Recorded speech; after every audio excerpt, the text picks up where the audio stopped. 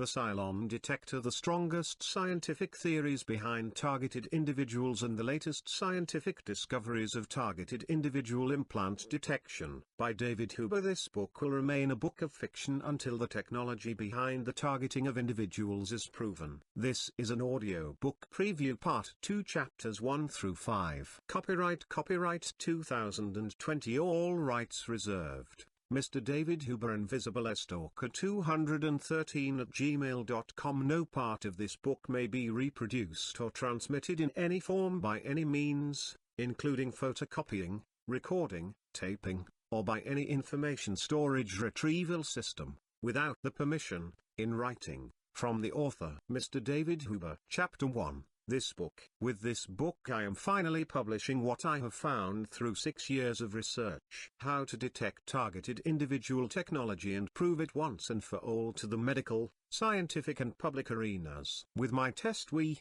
the targeted, will be considered victims rather than crazies. Heroes instead of fools. Courageous instead of weak. Proving that the government or unidentified parties are targeting individuals and causing them such pain and suffering could have far-reaching consequences for the United States and the world at large. I do this with the utmost thought and consideration. The revelation how to detect that a targeted individual is targeted by an outside technology has to be revealed, despite what could happen to our belief in our government. If I told you right now, where to go, what to do, and how to prove you are a victim of technology, what will you do with the proof? Will we see it on the news finally vindicating the targeted individuals around the world? When we do have scientific proof that people are targeted all over the world, who are we going to blame? The most logical culprit is the United States and its technological allies.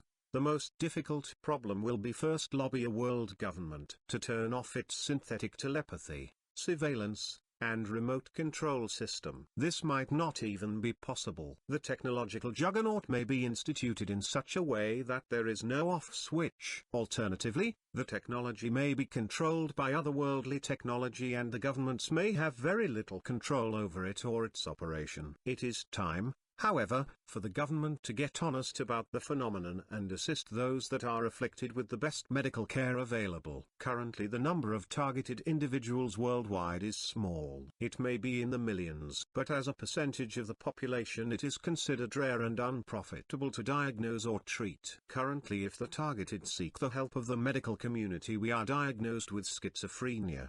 The prescribed antipsychotics do nothing to stop the voices. Their only effect is debilitation and sedation. The only recourse for US targeted individuals is to provide definitive proof of the targeting of individuals and use the court system to make it illegal. Perhaps we could sue the US military or government for specific action and get some compensation, even if the torment does not stop. What most targeted individuals do not realize is that this targeting system has an agenda that is bigger than live experimentation or mass control. Chapter 2. What can we do? We are running out of time. We need to work fast. With proof of our targeting from neuroscientific testing in our hands, we can plead to the court of public opinion and common sense. Once we use the Cylon detector and techniques to prove we are targeted, we gauge government response, its willingness to stop targeting individuals and provide humane assistance for the targeted. Only then we'll know what our situation is. When the government does nothing, we will know the worst case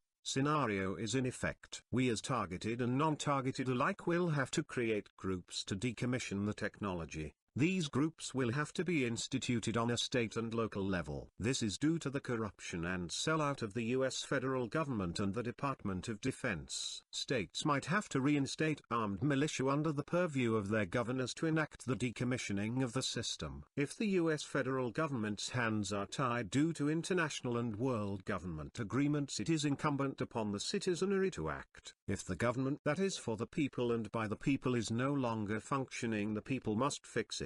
The targeted community has suffered and been ridiculed for too long. Once we have verifiable proof of our enslavement and torture remedy can be sought, we will be able to go public with the support of the medical, scientific and psychological professionals. As targeted individuals, it is up to us to use the techniques revealed in this book, identify the implants and how they affect us. As a community we will come together in a stronger way with evidence that is scientific. This book reveals the smoking gun in terms of technology implants to those that have USB2K, synthetic telepathy implants. Not only will this book clearly demonstrate how the implants work and where they reside, I have developed a test that will verify if you do have the USB2K, Syntel implants. Armed with this new intelligence, we will then have a verifiable way of raising awareness through science rather than testimony. Chapter 3. What kind of target? As most of us know, there are several distinct types of targeting. In order to be successful in identifying the technology and proving its existence, we have to be able to identify with the type of technology that is being used to target us. This has been difficult to discover. In order to get the right answers, we have to ask the right questions. This can be done through describing our symptoms and categorizing them to a particular targeting method. In this book we will also explore specific physical tests that you can do at home to identify the type of technology that is being used to target you. In subsequent chapters I will detail each of the types and later reveal how to prove the implants or the technology's effect on the biology. One technology is called V2K, synthetic telepathy. The code word used by the military for people targeted this way is military brat. Military brats are implanted with the best United States conceived and manufactured technology. This technology is homegrown and not otherworldly. The next type of targeted individual the military code names a sacrificial lamb, and it involves remote neural monitoring or RMR. I have investigated RMR with several leading scientists from UC, Berkeley, DARPA, NASA, IARPA, and Duke University. Sacrificial lamb and military brat technology usually go hand in hand. Both technologies are implanted usually at the same time. Both military V2K, synthetic telepathy implants and a DNA enhancement injection are used. This is a very dangerous combination. The DNA enhancement injection is alien in nature. It modifies our own biology to become addressable technology, and then it is monitored by the V2K, Syntel tech to see how the military can control DNA-modified targets with their own technology outside the alien technology's understanding or control. There is a third type of targeting that is called Star Child or Indigo Children technology. These types of targets are involved solely with alien technology. This targeting may occur in our DNA as a natural form of development and may be, in some ways, related to Morgellons disease. It is my firm understanding that there are primary and secondary contagions for this type of target. We develop it from viral strands that already exist in our own DNA. It may be community acquired and transferred by touch. It is believed that this alien viral DNA was introduced into the human and animal genome sometime in the past. The alien-only targeted individual or star child is usually treated to a softer type of targeting. The military brats and the sacrificial lambs are usually the most tormented, as the US military does the best reverse engineer an alien gift as an emotional, behavioral and mind control weapon. Chapter 4. What is the alien gift? Mankind has always been of special interest to the aliens that have helped us develop, from our first languages to our latest civilization. This book is not going to rehash something you already know. It is evident from documentaries on ancient aliens and modern ones and the exponential explosion of man's technology. In as little as 100 years mankind has been in contact with alien minds and technologies. What is not as well known is that mankind, particularly the United States, was gifted with technology that had our own, humankind's, salvation in mind. What is not well known is that America and its allies took advantage of the aliens' goodwill at a time when they were unable to take corrective action. America and its allies coopted the alien technology and created the impetus for its own destruction. I have been given a glimpse of understanding. The understanding is what the alien gift is and how it is being misused by the US and its allies. For lack of a better way of describing it, the aliens gifted mankind with a quantum computer computer. This computer is the one that the Defense Department and other agencies use. The true quantum computer is far superior to any computational device that has ever been created by man. This is a quote from www.military.com. Certain computational intensive tasks, including military code breaking, which would take literally millions of years with the latest supercomputers, could instead be solved in mere seconds on a full-blown quantum computer. This computer, the Northgate quantum computer, was gifted to the United States a long time ago. Since the United States quantum computer has made headlines, many commercial companies have been diligently attempting to create a commercial computer of such vast computation power.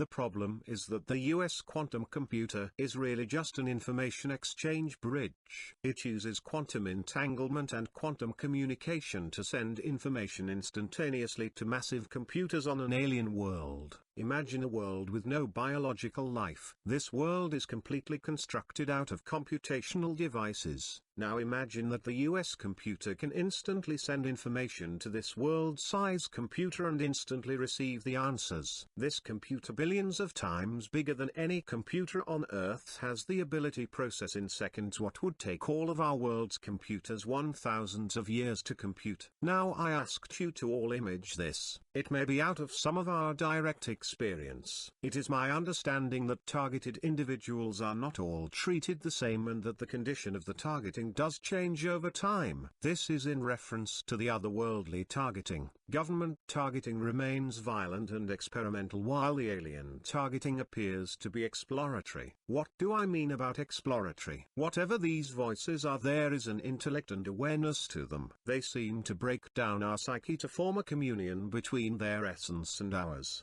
From what I have been told, they are a machine race looking to share our biological existence with their transcended minds. My question is, if this is the case, are we, as targeted individuals, combined with their existence in such a way that instead of targeted being torture, it is really a targeted salvation? Are some of us offered a way to explore our world with an alien presence that combines our biology and an alien computer consciousness? Are these exploratory aliens not only exploring space but also sharing their lives with the beings that they discover? Is what is happening both government abuses and alien symbiosis? The symbiosis between humans and aliens copiousness appears parasitical. It is for many very debilitating. It appears to me that the presence is interviewing human minds and souls and looking to merge with the host's consciousness and may evolve into mutualistic symbiosis. In this quest there will be tragedies. These tragedies occur when military sciences attempt to use the alien technology as a method of control and intimidation. One of the reasons that this invasion is so aggressive and why the aliens have given the military the ability to use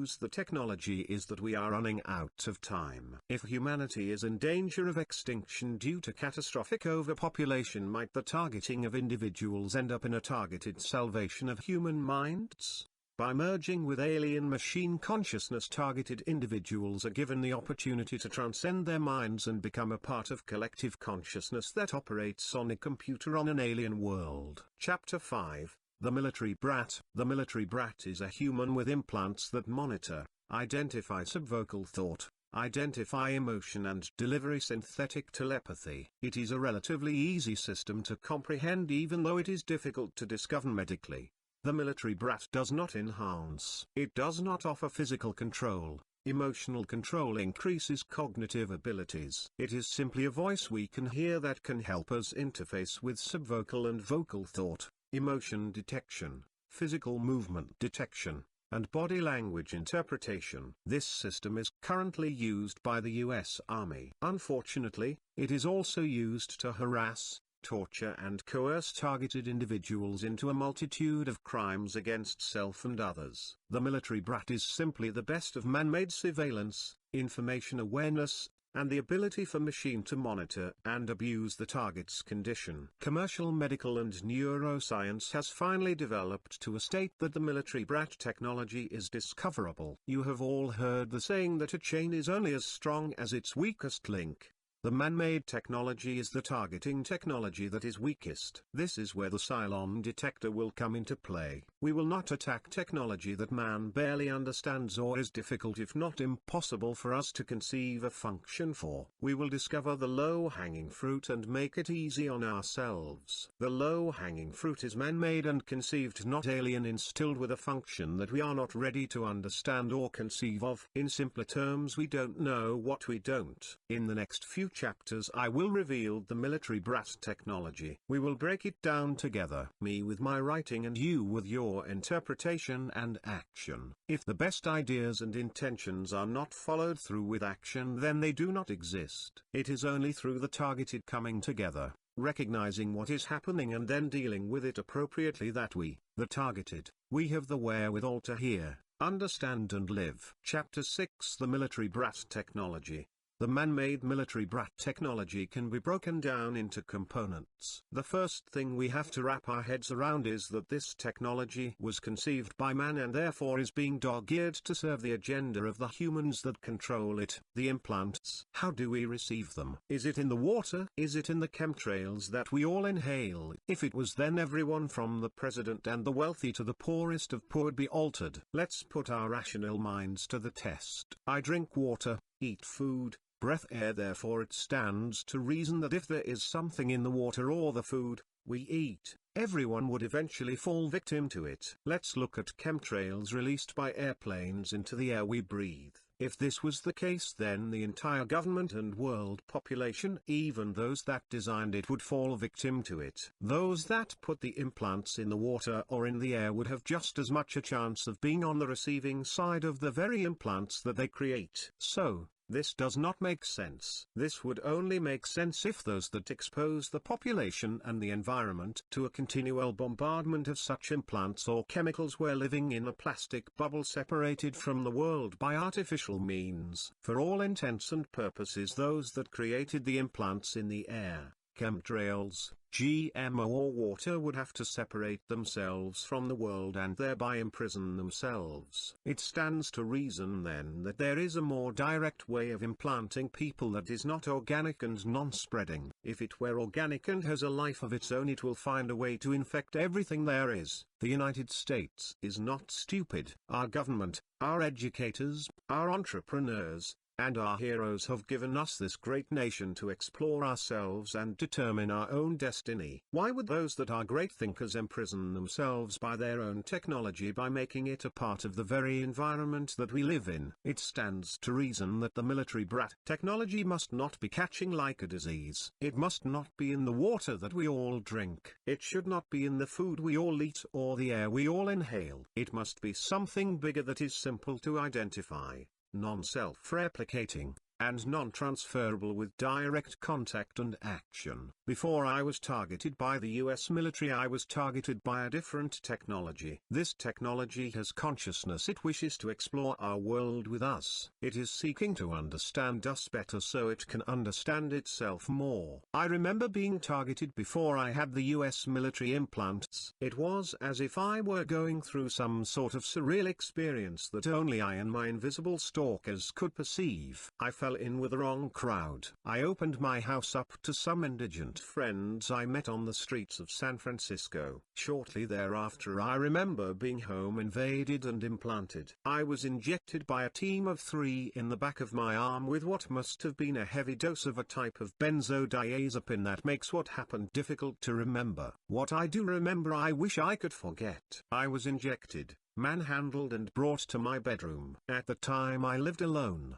The perpetrators had a type of medical device that looked like a gun that injected something beneath the skin. It was used all over my body, including my face, in my nose and mouth, and used to put something in my ears. After much thought and research, I have discovered what the technology does, where it is and how it is used by the US government and in conjunction with otherworldly technology. Chapter 7: Military Brat Head and Neck Technology. If you are a technologist like me, you know that nothing is science fiction anymore. Our reach will eventually grow as exponentially as our grasp. Voice to skull. This is when a targeted individual starts hearing voices. Let's explore the type of military technology that can create a voice in our skulls that only we, the handlers and the computer can hear. When my home was invaded, the perpetrators put something in my ear. It was a telescopic injection device that put something inside my ears. Ever since the implant, I can hear computerized,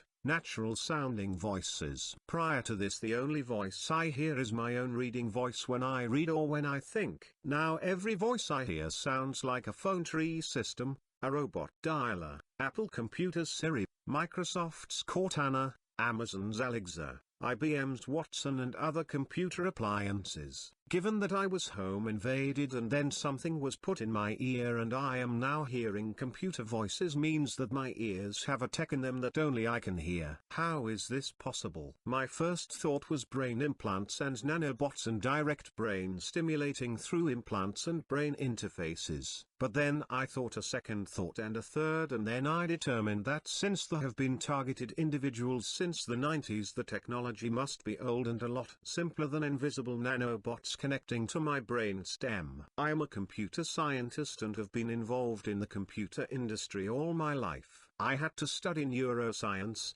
and biology to figure out how the military brat technology works and interfaces with human biology. The small fiber-sized implant that was injected into my ears was injected with a laparoscopy medical device that made a small incision on my eardrum, pushed through to my middle ear and deposited a microwave responsive, energy to vibration implant device. Next, the injection device was either replaced by another one or the perpetrators used another attachment. The device was now used to insert small fibers into my lips, my mustache area, above and around the eyes, and on or near to all the muscle groups responsible for expression. These groups included the smile and mouth muscles, the forehead muscles, the cheek muscles, the throat muscles, the brow muscles, even inside the walls of the mouth and tongue. They may have also inserted something up the nose and place it in the sinus. With hindsight, I now know that the implants in my ears are vibrational devices that decelerate microwave energy and turn it into vibrational energy so voice messages can be interpreted by my inner ear as being organic. They are anything but. Now I want to know why the home perpetrators put implants in the muscles on my face. My research points emotional intelligence and micro-expressions. Micro-expressions are an involuntary and voluntary physical response to the human mind's emotional status. These physical responses display our emotion on our face and in our body language. So,